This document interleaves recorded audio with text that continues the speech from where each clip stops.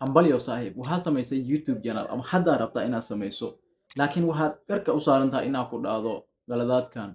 ood geli kara channelkaaga xitaa adigoon arkin wax natiijo ah so maanta waxaan kula wadaagi doonaa 3 qodob oo very important ah oo natiijo wax ku ool aan ku tusin doono haddii aad dhagan geliso so number 1 waxa waaye stop promoting on other platforms taasoo micnaheedu yahay inaad videoskaaga ama channelkaaga aad ku promote garayso ama ku hayeysiiso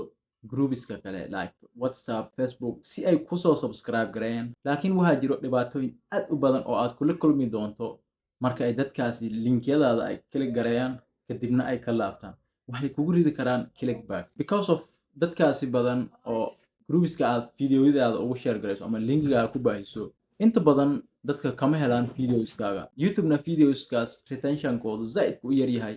waxa uu boqolkiiba boqol u maleeyaa inay hun yihiin soo haraadinin external views u daa YouTube isagaa u bandhigi doono videoskaaga dadkii loogu talagalay number 2 waxa waaye service for service waa midda ugu hun ee aan isleeyahay inaad asaabtaada u sheegto inay channelkaaga soo subscribe gareeyaan YouTube ma aha ciyaar number haddii aad haysato 1 million oo videoskaaga daawanaynin markaad video cusub soo dhigto waxaa boqolkiiba boqol ka fiican boqol qof oo real ah because of dadkaasi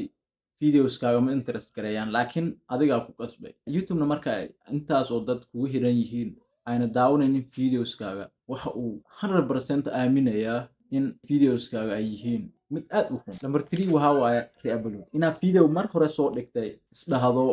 videogan waqtigiisa ma ahan inaan mar kale soo dhigo si aan u helo performance-ga videogan kadib videogaas markaa soo dhigto